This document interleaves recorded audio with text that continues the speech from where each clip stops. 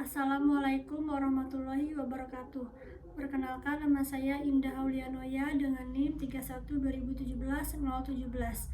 Saya mahasiswa Universitas Muhammadiyah Palembang, jurusan Pendidikan Bahasa dan Sastra Indonesia, angkatan 2017. Video ini saya buat untuk memenuhi tugas BLP 3, yaitu peer teaching. Assalamualaikum warahmatullahi wabarakatuh. Waalaikumsalam warahmatullahi wabarakatuh. Selamat pagi semuanya. Pagi. Oke, sebelum itu Ibu minta kalian untuk perhatikan dulu sekelilingnya, meja-mejanya tolong dirapikan dulu. Sampahnya diambil, disimpan dulu aja, nanti kalau udah selesai jam pelajaran baru dibuang keluar. Nah, sebelum itu ini dibagikan dulu ke teman-temannya. Dioper ke belakang. Nah, sembari itu Ibu absen dulu ya. Maya Safira, Saya Bu. Dinda Lutfia. Saya Bu. Oke, masuk semua hari ini. Ketua kelasnya tolong dipimpin doa. Sebelum mulai belajar, mari kita berdoa. Doa mulai. Doa selesai. Nah, sekarang fokus dulu belajarnya, pikirannya jangan kemana-mana dulu. Kalau kalian mau berusaha, semuanya Ibu yakin kalian semuanya pintar di sini menjadi orang yang sukses nantinya. Amin. Sudah siap belajar? Siap. Siap. Nah, kemarin sudah Ibu jelaskan materi tentang Teks laporan hasil observasi. ya betul, teks laporan hasil observasi. Ibu kemarin sudah jelaskan pengertiannya. Siapa yang masih ingat? Saya. Ya, Maya. Tulisan hasil pengamatan suatu objek. Ya betul, jadi teks laporan hasil observasi itu adalah tulisan hasil pengamatan terhadap suatu objek secara lebih detail. Apa saja yang bisa kita amati? Banyak, kita bisa mengamati hewan, bisa mengamati tumbuhan, bisa apalagi? Sungai. Sungai bisa juga, apalagi? Gunung. Gunung juga bisa, dan masih banyak lagi objek yang bisa kita amati. Nah, kalau kita membahas tentang teks laporan hasil observasi, tentunya ada ciri-ciri di dalamnya. Apa saja? Yang pertama itu ada bersifat objektif. Siapa yang tahu bersifat objektif itu apa? Saya. Ya, apa? Laporan yang dibuat harus sesuai dengan yang kita amati. Ya betul, jadi laporan yang kita buat harus sesuai dengan apa yang kita lihat, apa yang kita dengar, dan hasil pengamatan lainnya. Yang berikutnya itu ada berdasarkan fakta. Di sini artinya tidak menambah-nambahkan informasi lain selain dari objek yang kita amati. Yang ketiga itu ada ditulis secara lengkap.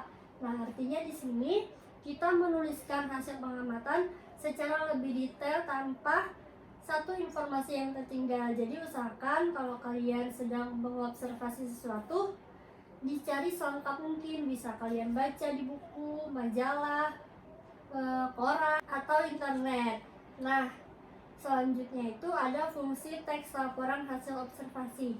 Siapa yang tahu kira-kira fungsinya apa dari teks laporan hasil observasi? Menginformasikan objek yang kita amati. Ya betul, jadi fungsinya itu yang pertama memberitahukan atau menjelaskan sebuah informasi dari objek yang kita amati.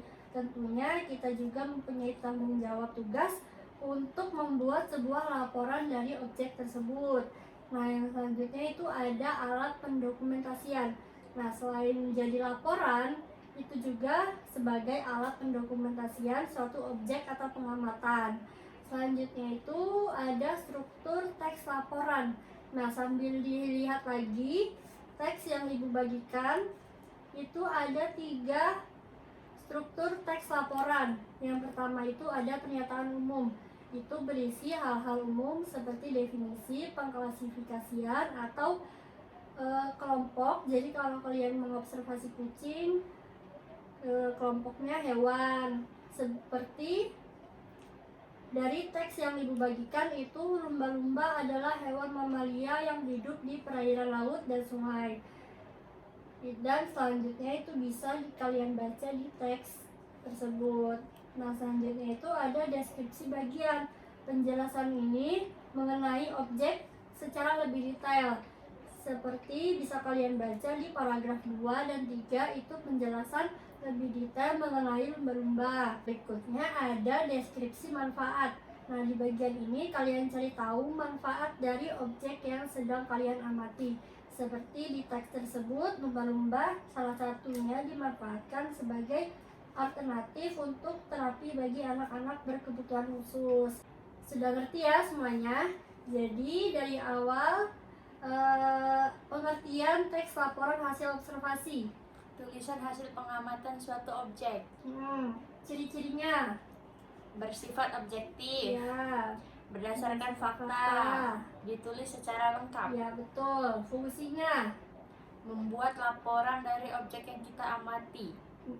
Betul. Terus ada 3 struktur teks laporan. Apa saja? Pernyataan umum, deskripsi bagian, deskripsi manfaat. Iya, oke. Sudah ngerti? Selanjutnya Ibu ada tugas untuk kalian. Tugasnya itu membuat contoh teks laporan hasil observasi, tetapi sesuai dengan undian yang kalian dapat. Silakan diambil dulu. Terus ya, jadi tugas yang kalian buat akan kita bahas dengan pertemuan selanjutnya. Jangan lupa dibuat. Nah, mungkin itu saja pelajaran kita pada hari ini. Semoga bermanfaat untuk kita dan orang-orang sekitar. Ibu tutup. Wabillahi taufiq wal hidayah. Wassalamualaikum warahmatullahi wabarakatuh. Waalaikumsalam warahmatullahi wabarakatuh.